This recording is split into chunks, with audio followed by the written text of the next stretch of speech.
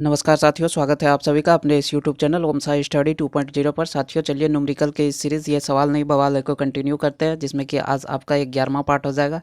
इसमें हम लोग रेलवे ग्रुप डी 2018 में पूछे गए फिजिक्स केमिस्ट्री के सारे सवाल शिफ्ट वाइज अध्ययन करते हैं, जिसमें कि प्रत्येक दिन हम लोग 6 शिफ्ट का अध्ययन करते हैं। आपको बता दें हमारा एक टेलीग्राम चैनल है जिसका नाम है ओम साई स्टडी 2.0।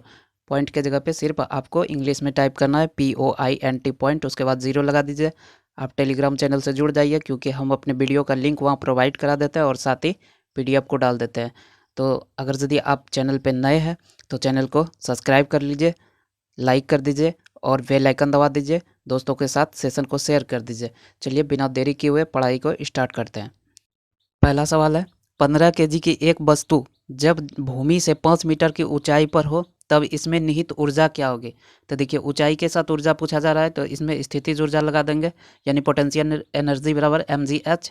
तो यहाँ इसको m के जगह पे 15 पुट कर दीजिए। उसके बाद जी का मान यहाँ दिया हुआ है आपको 9.8 मीटर पर सेकेंड स्क्वायर। ठीक है, तो उसके बाद फिर आप ऊंचाई यहाँ डाल दीजिए। उसके बाद 5 दूना 10, इसको कटा दीजिए, दशमलव के बाद उड़ाने के बाद यहाँ नीचे 10 आया था। उसके बाद फिर 2 से इसको 49 बार में कटा दीजिए, 49 गुना 15 कर दीजिए, आपका आ जाएगा 735 जूल। ऊर्जा का ऐसा ही मात्रक जूल होता है। अगला देखिए, अगला है कि एक चालक में प्रवाहित विद्युत धारा और विभवांतर के बीच क्या संबंध होगा। तो विभवांतर और धारा के बीच क्या संबंध होता है। तो धारा जो होता है विभवांतर के समानुपाती होता है, यानी कि जितना विभवांतर बढ़ाएंगे उतना धारा बढ़ेगा। और धारा जो होता है प्रतिरोध के व्युत्क्रमानुपाती होता है। तो अब इन दोनों टर्म का उपयोग करके एक समीकरण बनाया गया, V बराबर IR होता है, जिसमें कि R बराबर क्या हो जाएगा, R बराबर हो जाएगा V/I। V/I इसे एक नियतांक भी कहा जाता है। डॉट अम्ल और क्षार के साथ अभिक्रिया करता है।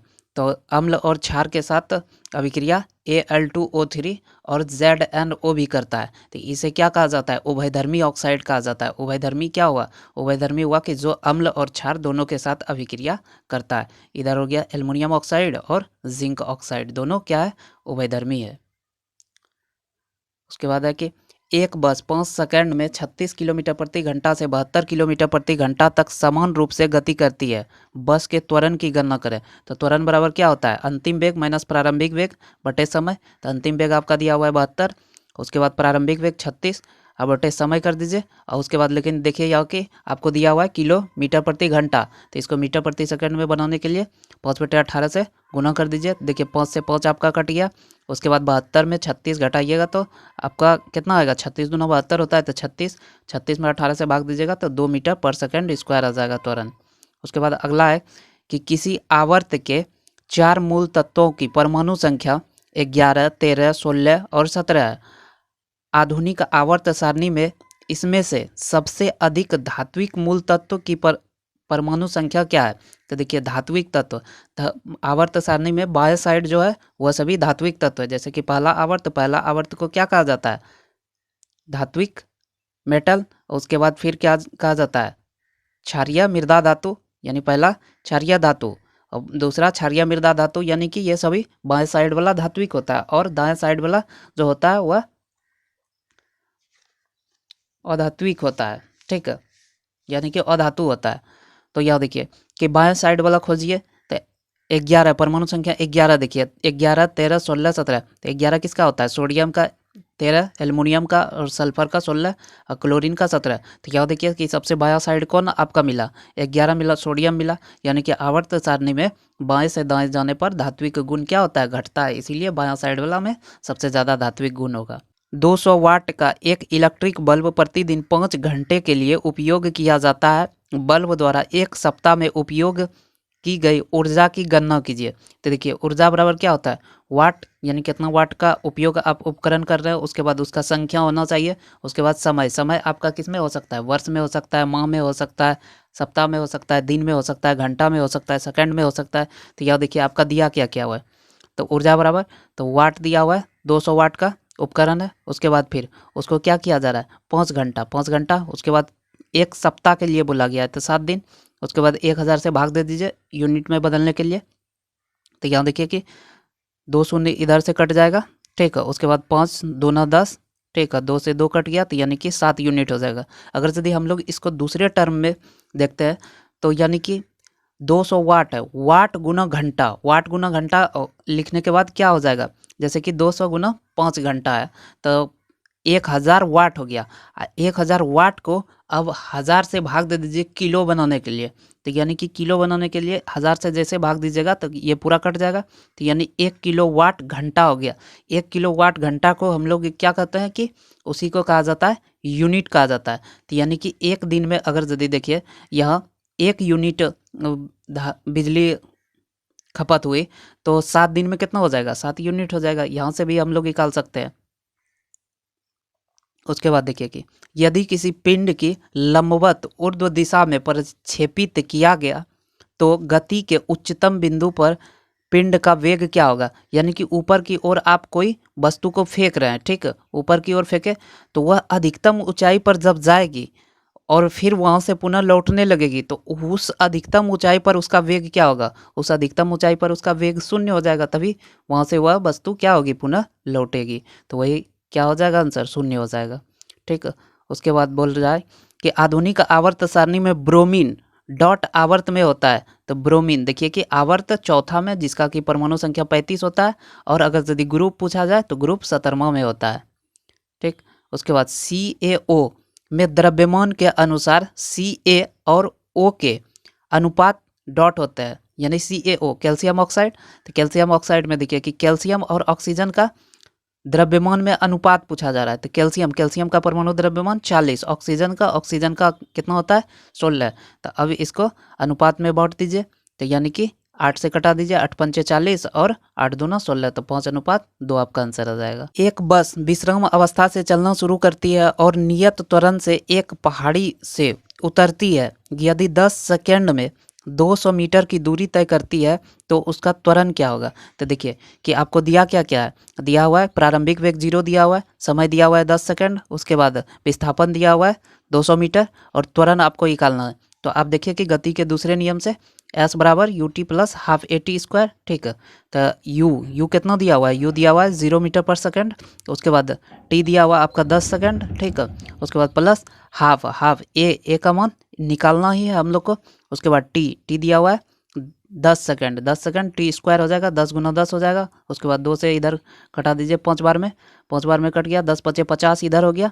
उसके बाद यहाँ 200 है, तो इधर तो ये टर्म 0 ही हो गया है, तो ए बराबर कितना हो जाएगा, 50 से इसमें भाग दे दीजिए, 4 बार में कट जाएगा, तो ए बराबर कितना हो गया, 4 मीटर पर सेकंड स्क्वायर। 10 वोल्ट के विभवांतर वाले 2 बिंदुओं पर 4 कूलम्ब के आवेश को स्थानांतरित करने के लिए कितना कार्य किया जाएगा। तो कार्य बराबर क्या हो जाएगा, विभवांतर गुना आवेश। तो देखिए विभवांतर कितना है, विभवांतर 10 वोल्ट है और आवेश कितना है, 4 कूलम्ब का आवेश है, 10 गुना 4 कर दीजिए, 40 जूल हो जाएगा। कार्य का ऐसे मात्रक जूल होता है। जब एक वस्तु को अवतल दर्पण की वक्रता केंद्र से बाहर रखा जाता है तो छवि का निर्माण कहाँ होगा। देखिए तो वक्रता केंद्र के बाहर रखा गया, जैसे कि एक दर्पण लिए, ये एक दर्पण हुआ, अवतल दर्पण ले लिए, उसके बाद इसमें ये प्रधान अक्ष हुआ, ये सेंटर ऑफ कर्वेचर हुआ, उसके बाद ये फोकस हुआ।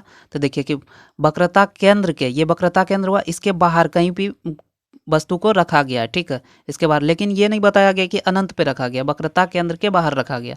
तो वक्रता केंद्र के बाहर रखा गया, इससे एक रे गुजारिए यानी कि प्रधान अक्ष के समानांतर, तो वह फोकस से गुजरेगी। ठीक है, उसके बाद फिर इसको एक रे को फोकस से गुजारिए तो वह प्रधान अक्ष के समानांतर गुजरेगी। ठीक है, तो देखिए कि वस्तु कहाँ कटी, तो वस्तु यहाँ आके कट गया, तो यानी कि वक्रता केंद्र और फोकस के बीच में। ठीक है, तो इसका आंसर आपका क्या हो जाएगा, वक्रता केंद्र और फोकस के बीच में। तो और अगर यदि इसका अब पूछा जाए कि प्रतिबिंब कैसा बनेगा, तो प्रतिबिंब देखिए कि दर्पण के आगे बन रहा है तो वास्तविक प्रतिबिंब बनेगा, और वास्तविक प्रतिबिंब हमेशा क्या होता है, उल्टा होता है, और वह क्या होगा, छोटा होगा। ठीक है, बिंदु मात्र नहीं होगा लेकिन उससे थोड़ा सा बड़ा होगा लेकिन छोटे ही होगा। ठीक है, तो वास्तविक जो होता है उल्टा होता है, उसको याद रखने के लिए याद कीजिए वाउ यानी वास्तविक उल्टा, और आभासी जो होता है सीधा होता है, आसी यानी कि आभासी सीधा होगा। उसके बाद देखिए कि डॉबरेनर ने उत्प्रेरक के रूप में डॉट पर पहला अवलोकन किया था। तो डॉबरेनर जो त्रिक का नियम दिया था, उसने उत्प्रेरक के रूप में आपका प्लेटिनम का उपयोग किया था, जिसका परमाणु संख्या 78 होता है। ठीक है, वर्तमान में तो देखिए डॉबरेनर ने 4 त्रिक दिए थे, तो उसमें से उसका त्रिक का कहना था कि पहला तत्व जो होगा और अंतिम तत्व के परमाणु द्रव्यमान का औसत जो होगा बीच वाले तत्व के बराबर होगा। तो जैसे देखिए कि लिथियम, सोडियम और पोटेशियम, तो इन्होंने लिथियम और सोडियम के परमाणु द्रव्यमान का योग करके 2 से भाग दिया, तो सोडियम के परमाणु द्रव्यमान के बराबर आया, तो इसको इसने एक त्रिक का नाम दिया। उसके बाद सेकंड त्रिक इसका था कैल्शियम, स्ट्रांसियम और बेरियम, तो इसमें भी उसने वही किया कि कैल्शियम और बेरियम के परमाणु द्रव्यमान का योग करके 2 से भाग दिया, तो स्ट्रांसियम का परमाणु द्रव्यमान आया। और तीसरा त्रिक उसने दिया कि क्लोरीन, ब्रोमीन और आयोडीन, और उसके बाद चौथा दिया सल्फर, सेलेनियम और टेल्यूरियम। ठीक, उसके बाद देखिए आगे आगे है कि कार्य करने की दर, यह ऊर्जा स्थानांतरण की दर को डॉट कहा जाता है, तो कार्य करने की दर को शक्ति कहा जाता है, यानी कि यहाँ क्या हो जाएगा आपका आंसर शक्ति हो जाएगा। ठीक है, उसके बाद पूछा, अगर यदि पूछा जाए कि कार्य करने की क्षमता को क्या कहा जाता है, तो कार्य करने की क्षमता को ऊर्जा कहा जाता है। ठीक, अगला है कि वेग में परिवर्तन बटे लाने वाला समय, यानी वेग में जो परिवर्तन किस समय में आया उसको क्या कहा जाता है, उसको क्या कहा जाता है, त्वरण कहा जाता है। तो यानी कि त्वरण बराबर क्या होता है, अंतिम वेग माइनस प्रारंभिक वेग बटे समय, यानी वेग में जो परिवर्तन आया वह किस समय में आया उसे त्वरण कहा जाता है। उसके बाद अगला देखिए, अगला है कि एक लिफ्ट 5 मीटर प्रति मिनट की दर से एक माइन शाफ्ट में उतरती है, 1 घंटे बाद उसकी स्थिति क्या होगी, यानी कि ज़मीन के अंदर माइंस में जा रहा है। ठीक, तो देखिए कि 1 मिनट में वह 5 मीटर जाती है, तो 60 मिनट में कितना चल जाएगी, 60 मिनट में 5 गुना 60 यानी कि 300 मीटर कहाँ जा रही है, नीचे जा रही है, इसलिए इसमें क्या हो जाएगा, माइनस लग जाएगा। 14 केजी की एक वस्तु जब भूमि से 5 मीटर की ऊंचाई पर हो तब इसमें निहित ऊर्जा कितनी होगी। तो देखिए ऊंचाई के साथ ऊर्जा पूछा गया है, तो पोटेंशियल एनर्जी आप लगा दीजिए, आपका आंसर आ जाएगा। उसके बाद देखिए कि 16 ग्राम ऑक्सीजन में ऑक्सीजन के डॉट परमाणु होते हैं, तो देखिए परमाणु की संख्या पूछा गया, तो देखिए परमाणु का एक मोल यानी कि एक अणु बराबर होता है 6.022 गुना 10⁻23 परमाणु, परमाणु के साथ रहे तब, अगर यदि वही अणु के साथ संबंध पूछा जाए तो अणु का एक मोल बराबर होता है 6.022 गुना 10⁻23 अणु, अणु और परमाणु दोनों बराबर ही होता है, लेकिन तो मोल के रूप में। तो यहाँ देखिए उसके बाद फिर 6.022 गुना 10⁻23 संख्या मोल को प्रकट करता है, यानी 6.022 गुना 10⁻23 यह एक मोल को दर्शाता है, तो इसे एवोगाड्रो संख्या भी कहा जाता है। तो हम लोग क्या करते हैं कि एक मोल अगर यदि निकाल लेंगे तो हम लोग का परमाणु का संख्या भी निकल जाएगा। तो जैसे देखिए मोल संख्या को निकालने के लिए हम लोग जानते आ रहे हैं कि पदार्थ का द्रव्यमान ग्राम में होना चाहिए और पदार्थ का परमाणु द्रव्यमान ग्राम में होना चाहिए। तो पदार्थ का द्रव्यमान ग्राम में दिया हुआ है 16 ग्राम ऑक्सीजन में, पदार्थ का परमाणु द्रव्यमान निकाल लीजिए, ऑक्सीजन बोला गया, ऑक्सीजन का परमाणु द्रव्यमान कितना होता है 16 होता है, तो 16 में से 16 से भाग दीजिएगा तो 1 आ जाएगा, तो यानी कि अणु की संख्या कितना आ गया 1 आ गया, तो एक अणु में कितना परमाणु हो जाएगा 6.022 गुना 10⁻23 परमाणु हो जाएगा। ठीक, यहाँ देखिए आपका लिखा हुआ है। उसके बाद इसी को समझने के लिए एक आप क्वेश्चन को हल कीजिए, देखिए कि हीलियम He के 9.033 गुना 10⁻24 परमाणु में कितने मोल है, तो हम लोग को मोल निकालना है। तो देखिए एक मोल के अंदर परमाणुओं की संख्या हम लोग कितना देखें कि 6.022 गुना 10⁻23 होता है, तो देखिए 6.022 गुना 10⁻23 परमाणु बराबर कितना मोल हुआ, तो एक मोल, इसी को उल्टा करके सिर्फ बोला गया। ठीक है, तो हम लोग को निकालना है 9.033 गुना 10⁻23 परमाणु का। ठीक है, तो यहाँ देखिए कि 6.022 गुना 10⁻23 परमाणु बराबर एक मोल हुआ, तो एक बराबर कितना हो जाएगा 1/6.022 गुना 10⁻23, और उसके बाद फिर हम लोग को निकालना है 9.033 गुना 10⁻24, तो इससे गुना कर दीजिए। तो यहाँ देखिए कि 10⁻23 और 10⁻24 में से 24 खत्म हो गया, एक 10 बचा सिर्फ। ठीक है, तो यहाँ देखिए कि अब इसको कटा दीजिए, 5 दूना 10, यहाँ कटा दीजिए इसको 2 बार में 3.011, और उसके बाद इसको 3 से गुना कीजिएगा तो आपका ये वाला आ जाएगा। ठीक, तो यानी कि 3 से ये कट गया, तो अब कितना हो गया 5 गुना 3 15, यानी 15 मोल हो गया। CaCl2 का सूत्र इकाई द्रव्यमान ज्ञात कीजिए, तो CaCl2 का द्रव्यमान पूछा जा रहा है, तो कैल्शियम का परमाणु द्रव्यमान 40 होता है, और क्लोरीन का परमाणु द्रव्यमान 35.5 होता है। इसको अच्छी तरह से याद रखना। 35.5 कितना क्लोरीन है, 2 क्लोरीन है, तो इसको 2 से गुना कर दीजिए, तो यानी 35 दूना 70, एक 71 हो गया, और इधर से 40, 71 और 40 कितना हो गया, 111 म्यू हो जाएगा। उसके बाद 1 जूल बराबर 1 न्यूटन गुना 1 मीटर होता है। 1 जूल बराबर कितना होता है, 1 न्यूटन गुना 1 मीटर होता है। चूंकि हम लोग जानते हैं कार्य बराबर क्या होता है, बल गुना विस्थापन। बल को न्यूटन में मापा जाता है, उसके बाद फिर विस्थापन को मीटर में। तो वही हो गया कि कार्य का ऐसा मात्रक जूल, तो जूल बराबर क्या हो गया, 1 न्यूटन गुना 1 मीटर हो गया। ठीक है। उसके बाद देखिए अगला है कि कौन सा नियम एक चालक कंडक्टर में संभावित अंतर और वर्तमान प्रवाह के बीच के संबंध को बताता है। तो देखिए कि संभावित अंतर यानी कि विभवांतर के बारे में बोला जा रहा है। तो यानी धारा जो होता है विभवांतर के समानुपाती होता है, और धारा जो होता है उसके प्रतिरोध के व्युत्क्रमानुपाती होता है। इन्हीं दोनों टर्म का उपयोग करके बनाया गया है कि V बराबर आई आर बनाया गया। यानी कि देखिए आई बराबर ये समानुपात का चिन्ह हटा, तो बराबर में इस जगह रो आ जाता। तो ठीक है, रो यानी कि आई बराबर क्या हो जाता है, रो V बटे आर। तो V बराबर क्या हो जाएगा, आई आर। तो ओम का नियम यही ना है कि ओम का नियम V बराबर आई आर। मीटर प्रति सेकंड स्क्वायर डॉट का एसआई मात्रक है, तो यह त्वरण का एसआई मात्रक है। एक इलेक्ट्रिक लैंप जिसका प्रतिरोध 40 ओम है और 8 ओम के सुचालक को 12 वोल्ट की बैटरी के साथ श्रृंखला में जोड़ा गया, तो परिपथ में कुल प्रतिरोध की गणना करें। देखिए श्रेणी क्रम में जोड़ा गया, श्रेणी क्रम में प्रतिरोध क्या होता है, R1 plus R2 plus R3, और वही अगर समांतर क्रम में रहता तो 1/R इक्विवेलेंट रेसिस्टेंस बराबर क्या हो जाता, 1/R1 plus 1/R2 plus 1/R3। इसी प्रकार आगे चलते रहता। तो यहाँ तो हम लोग को श्रेणी क्रम में दिया हुआ है, श्रेणी क्रम में दोनों को सिर पर जोड़ दीजिए, यानी कि 40 ओम और 8 ओम, 40 8 48 ओम। यहाँ देखिए कि विभवांतर का कोई उपयोग ही नहीं पड़ा। ठीक है। उसके बाद देखिए एक घर में एक महीने में 250 इकाई ऊर्जा की खपत हुई, यह ऊर्जा जूल में कितनी होगी। तो देखिए 1 यूनिट बराबर कितना होता है, 3.6 गुना 10⁻6 जूल। तो हम लोग को 250 यूनिट निकालना है, तो 250 गुना 3.6 गुना 10⁻6, तो यानी कि 250 गुना 36 कीजिएगा, आपका आ जाएगा 9000। उसके बाद 10⁻6, तो एक अंक के बाद यहाँ दशमलव लगेगा, तो इसमें कितना शून्य बचा, इसमें बचा 2, तो इसमें 2 और इधर का 6, तो 6 2 कितना हो गया 8, यानी कि 9 गुना 10⁻8 जूल। अगला देखिए कि पृथ्वी की सतह पर गुरुत्वीय त्वरण 9.8 मीटर पर सेकंड स्क्वायर है। पृथ्वी की सतह से उसकी त्रिज्या के 1/10वें ऊंचाई पर त्वरण का मान लगभग में कितना होगा। तो ठीक है, देखिए कि पृथ्वी, हम लोग जानते हैं कि पृथ्वी की सतह से ऊपर या नीचे जाने पर जी का मान घटता है। ठीक है, तो त्रिज्या जिस अनुपात में कमी होती है उसी अनुपात में, अगर यदि नीचे जा रहे हैं जिस अनुपात में कमी होगी उसी अनुपात में जी का मान क्या होगा, घटेगा। तो यहाँ देखिए, यहाँ समझने का बात यही है कि देखिए कि सतह से ऊपरी उसकी त्रिज्या, सतह से उसकी त्रिज्या। तो देखिए कि ये जैसे केंद्र हो गया, पृथ्वी का केंद्र, केंद्र पर जी का मान क्या होता है, केंद्र पर जी का मान 0 होता है।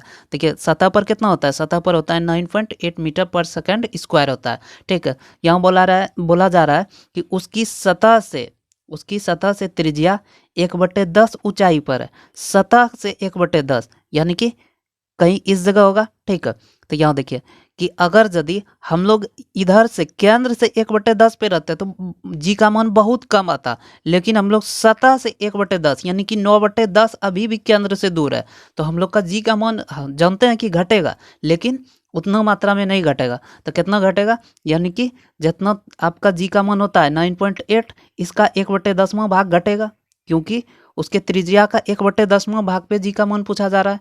पृथ्वी की सतह से 1/10 त्रिज्या में जी का मान में कमी कितना आएगा, तो 9.8 का 1/10 यानी 0.98, यही कमी आएगा। तो अब जी का मान कितना हो जाएगा, 9.8 पहले था सतह पे, उसमें से 0.98 घटा दीजिए, तो आ जाएगा कितना आपका 8.82, यानी कि 8.82 मीटर पर सेकंड स्क्वायर। अगला देखिए 11 kg की एक वस्तु जब भूमि से 6 मीटर की ऊंचाई पर हो तब उसमें निहित ऊर्जा क्या होगी। ऊंचाई के साथ ऊर्जा पूछा जा रहा है, पोटेंशियल एनर्जी होगा, इस पे बिठा दीजिएगा, आपका आंसर निकल जाएगा। कार्बन डाइऑक्साइड में कार्बन की संयोजकता कितनी है। तो देखिए कार्बन डाइऑक्साइड CO2, कार्बन की संयोजकता पूछा जा रहा है, कार्बन का परमाणु संख्या कितना होता है, 6 होता है। तो इसको अब सेल में बिठाने का कोशिश कीजिए तो देखिए पहला कक्ष में कितना हो जाएगा 2, दूसरा कक्ष में 8 कैपेसिटी है लेकिन इसका 4 है, तो यानी कि बाह्यतम कक्षा में इलेक्ट्रॉनों की संख्या कितना हुई 4 हुई, तो इसका संयोजकता कितना हो जाएगा 4 हो जाएगा। बाह्यतम कक्षा में इलेक्ट्रॉनों की संख्या को संयोजी इलेक्ट्रॉन कहा जाता है, लेकिन अगर यदि संयोजी इलेक्ट्रॉन की संख्या 4 या 4 से कम होता है तो संयोजकता वही हो जाता है, और अगर 4 से अधिक होता है तो उसका संयोजकता 8 में से उस अधिक वाले संख्या को घटा के लिखा जाता है। जैसे मान लिया जाए कि अगर यदि बाह्यतम कक्षा में 7 इलेक्ट्रॉन होता तो इसकी संयोजकता कितनी होती, तो 8 में से 7 घटाने के बाद जो 1 आता यही इसका संयोजकता होता।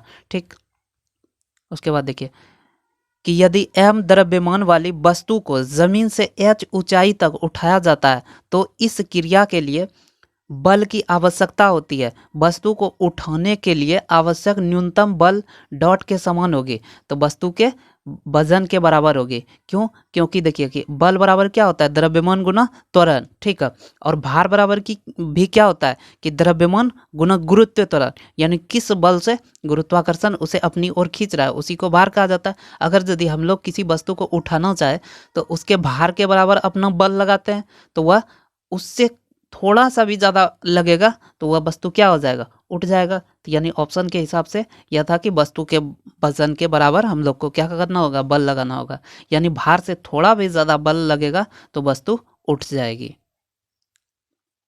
अगला बोला जा रहा है कि जब किसी वस्तु को एक अवतल दर्पण के अनंत पर रखा जाता है तो उसका प्रतिबिंब निर्मित होगा। तो देखिए कि कोई वस्तु को अनंत पे रखा गया, अनंत पे अनंत से आने वाली प्रकाश जो होता है प्रधान अक्ष के समानांतर होता है और वह टकराने के बाद फोकस से गुजरती है। ठीक है, तो दोनों रे निकालिए, दोनों कहाँ से गुजरी फोकस से गुजरी, तो फोकस से गुजरी तो प्रतिबिंब कहाँ बनेगा तो फोकस पे बनेगा। तो प्रतिबिंब का आकार आकृति कैसा होगा तो वो बिंदु मात्र का होगा, एकदम बहुत छोटा और उल्टा होगा, चूंकि वास्तविक प्रतिबिंब उल्टा होता है और वास्तविक बनेगा। अवतल दर्पण है। उसके बाद अगला देखिए 11 केजी की एक वस्तु जब भूमि से 8 मीटर की ऊंचाई पर हो तब इसमें निहित ऊर्जा कितनी होगी। ऊंचाई के साथ ऊर्जा पूछा गया है, पोटेंशियल एनर्जी mgh लगा दीजिए। उसके बाद CaO का सूत्र इकाई द्रव्यमान क्या होगा, तो CaO कैल्शियम ऑक्साइड, इकाई द्रव्यमान पूछा गया, कैल्शियम का परमाणु द्रव्यमान कितना हो गया 40 हो गया, और ऑक्सीजन का 16 हो गया, 40 और 16 कितना हो गया 56 हो गया।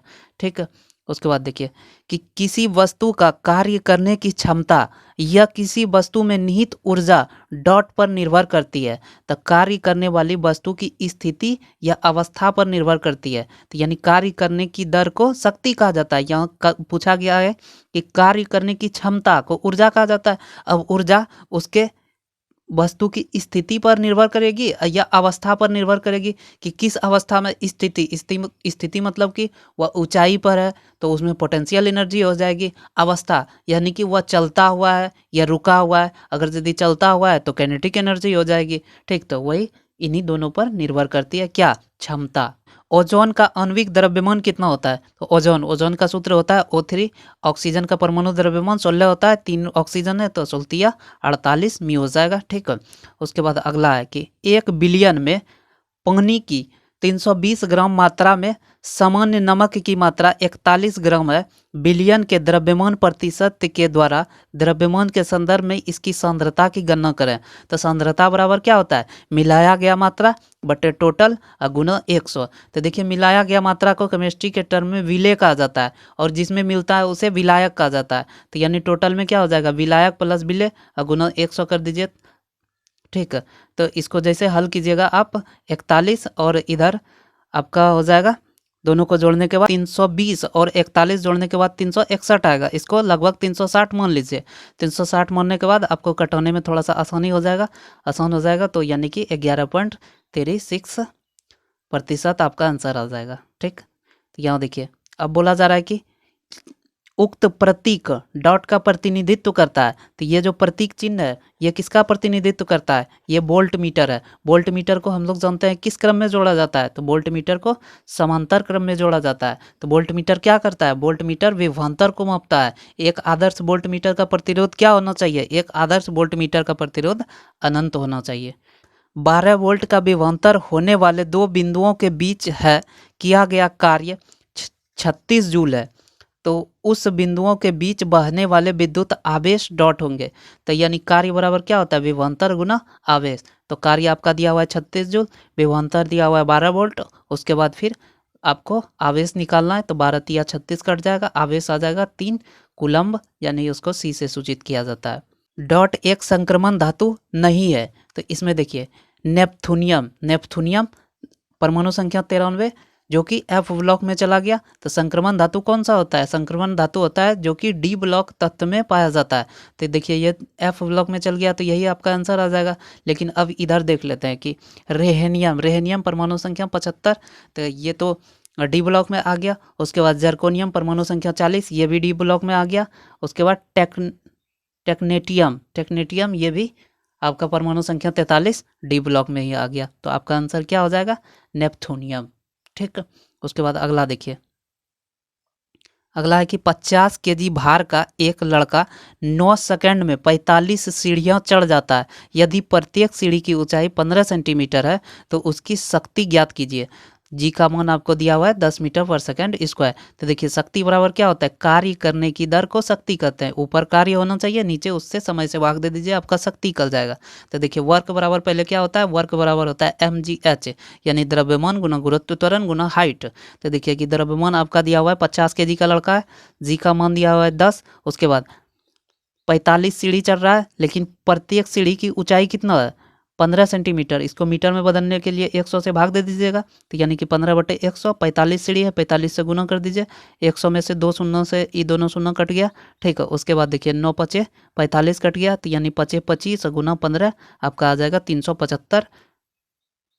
कार्य शक्ति का ऐसा मात्रक वाट होता है। दो पिंडों के बीच बल सदैव होता है। देखिए दो पिंडों के बीच समान बल होता है और विपरीत दिशा में बल होता है, क्योंकि जैसे कि कोई भी दो वस्तु आप रखा हुआ देखते हैं तो उसमें क्या होता है, दोनों एक दूसरे की ओर आकर्षित कर रहा है, लेकिन वही है कि समान बल से आकर्षित कर रहा है। जैसे अगर यदि दोनों में से किसी एक का बल कम हुआ तो वह दूसरे की ओर आकर्षित हो जाएगा। ठीक है। या तो किसी में से किसी एक का बल दूसरे से ज़्यादा हुआ तो वह दूसरे को अपनी ओर आकर्षित कर लेगा। तो वही चीज़ यहाँ है। ठीक है।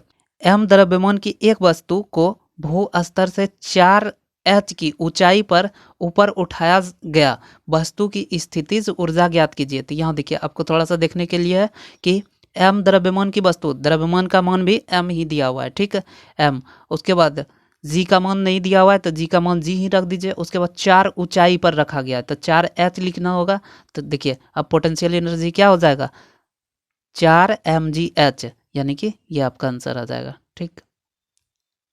अगला देखिए कि एक इलेक्ट्रॉन में ऋणात्मक आवेश होता है। तो एक इलेक्ट्रॉन में ऋणात्मक आवेश 1.6 गुना 10⁻⁻19 कूलम्ब होते हैं। देखिए ऋणात्मक आवेश पूछा गया तो आपको पहले आगे ऋण चिन्ह का लगाने की ज़रूरत नहीं है, लेकिन वही अगर यदि आपको पूछा जाए कि एक इलेक्ट्रॉन पर कितने आवेश होते हैं तब आपको बोलना होगा कि -1.6 गुना 10⁻⁻19 कूलम्ब। और एक प्रोटॉन पर आवेश पूछा जाए तो +1.6 गुना 10⁻⁻19 कूलम्ब होता है।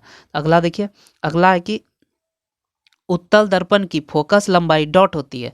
तो उत्तल दर्पण की फोकस लंबाई ऋणात्मक या धनात्मक होती है। तो यहाँ धनात्मक होती है, क्योंकि उत्तल दर्पण जो होता है, उत्तल दर्पण का वक्रता केंद्र दूसरे साइड होता है, यानी कि दाएं साइड होता है। इधर वस्तु को रखा जाता है, इधर इसका वक्रता केंद्र ये फोकस हो गया और ये वक्रता केंद्र होता है। तो वही पूछा जा रहा है कि इसका फोकस क्या होता है, फोकस जो होता है धनात्मक होता है, क्योंकि हम लोग अगर यदि टाइम लाइन से देखते हैं तो टाइम लाइन के बाएं साइड जो होता है ऋणात्मक होता है और दाएं साइड धनात्मक होता है।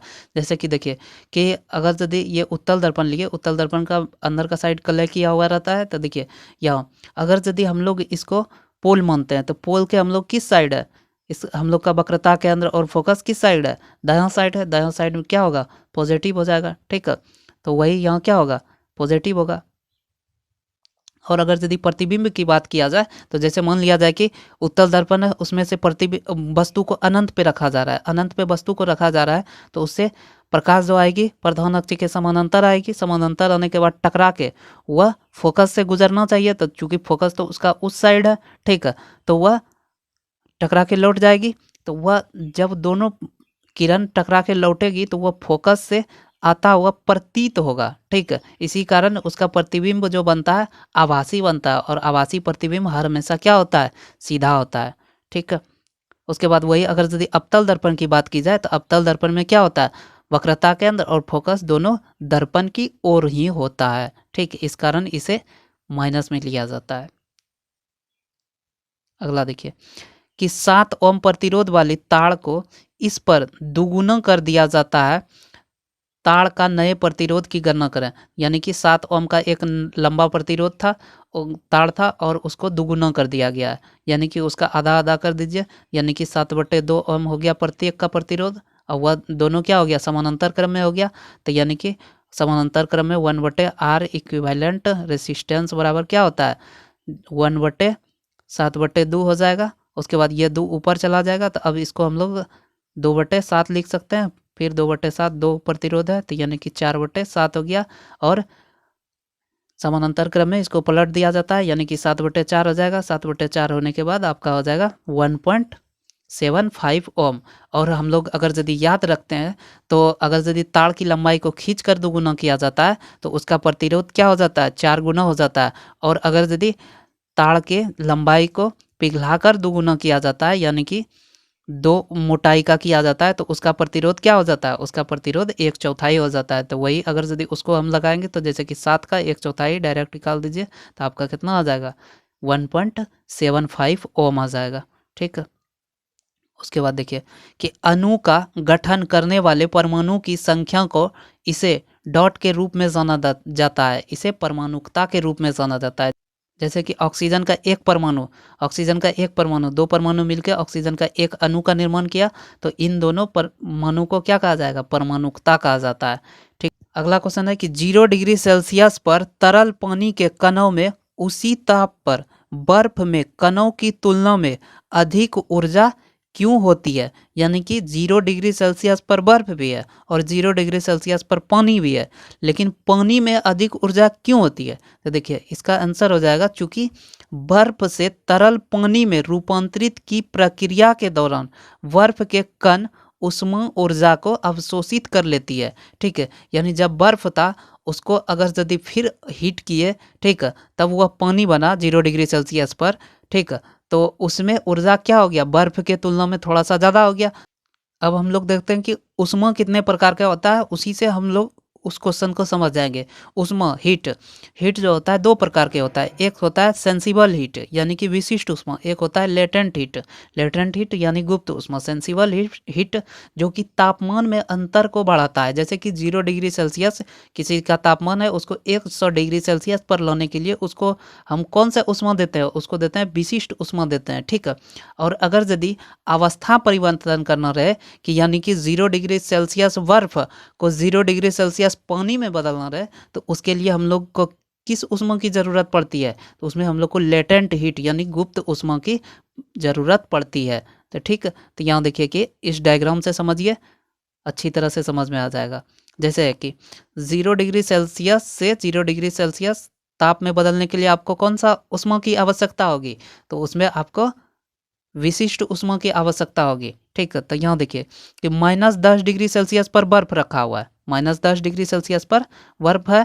इसको अगर यदि हम लोग को 0 डिग्री सेल्सियस पर बर्फ में लाना होगा, तो इसमें हम लोग को कौन सा ऊर्जा ऊष्मा देना होगा। देखिए -10 डिग्री सेल्सियस पर बर्फ है, उसको अगर यदि हम लोग को 0 डिग्री सेल्सियस पर बर्फ बनाना है, तो उसमें कौन सी ऊष्मा देनी होगी, तो उसमें विशिष्ट ऊष्मा देनी होगी, क्योंकि हम लोग क्या कर रहे हैं, ताप में परिवर्तन कर रहे हैं। -10 से हम लोग 0 पे जा रहे हैं, ठीक, तो यहाँ विशिष्ट ऊष्मा की आवश्यकता होगी। वही अगर यदि 0 डिग्री सेल्सियस पर बर्फ है और उसी को 0 डिग्री सेल्सियस पानी में हम लोग को कन्वर्ट करना है, तो उसमें हम लोग को क्या करना होगा, गुप्त ऊष्मा देना होगा। गुप्त मतलब छिपा हुआ ऊष्मा, यानी कि तापमान अभी आपका दिख रहा है कितना, 0 डिग्री सेल्सियस बर्फ भी था, 0 डिग्री सेल्सियस पानी भी है, ठीक, लेकिन अवस्था सिर्फ परिवर्तित हुआ है। अब फिर वही अगर यदि 0 डिग्री सेल्सियस पानी को अगर यदि हम लोग को 100 डिग्री सेल्सियस पानी में लाना है यानी गर्म करना है, तो उसके लिए हम लोग को क्या ऊष्मा देना होगा, तो विशिष्ट ऊष्मा देना होगा, ठीक है। और फिर अगर यदि 100 डिग्री सेल्सियस पानी अब जो गर्म हो चुका है उबल रहा है उसको अब हम लोग को भाप में बदलना है, तो यानी अवस्था परिवर्तन करना है। अवस्था परिवर्तन करने के लिए आपको किस चीज़ की ज़रूरत पड़ेगी, तो गुप्त ऊष्मा की ज़रूरत पड़ेगी। तो इसी कारण कहा जाता है कि आप लोग देखते होंगे कि इसी कारण उबलते हुए पानी से जलने की तुलना में रोटी के भाप से जलने पर अधिक जलन महसूस होता है। क्यों? क्योंकि रोटी के भाप में जो होता है गुप्त ऊष्मा पाया जाता है। ठीक, क्योंकि देखिए कि सबसे पहले क्या हुआ होगा, रोटी जब तवा पे था तो वो 100 डिग्री सेल्सियस पे हुआ होगा, तो उसका पानी उबला, अब उसमें गुप्त ऊष्मा डाला गया, तब वह क्या हो गया, भाप में परिवर्तित हुआ, तब रोटी क्या हुआ, फूलने लगा। तो यानी कि गुप्त ऊष्मा उसमें एक्स्ट्रा आ गया। ठीक, इसी कारण भाप से जलने पर ज़्यादा जलन महसूस होता है। ठीक है, आगे देखिए कि 1 जूल प्रति सेकंड क्या होता है, तो इसे 1 वाट कहा जाता है। क्योंकि हम लोग जानते हैं शक्ति, कार्य करने की दर को शक्ति कहा जाता है। तो देखिए कार्य का जूल हो गया, उसके बाद समय का सेकंड हो गया, उसी को क्या कहा जाता है, शक्ति। शक्ति का ऐसा मात्रक वाट होता है।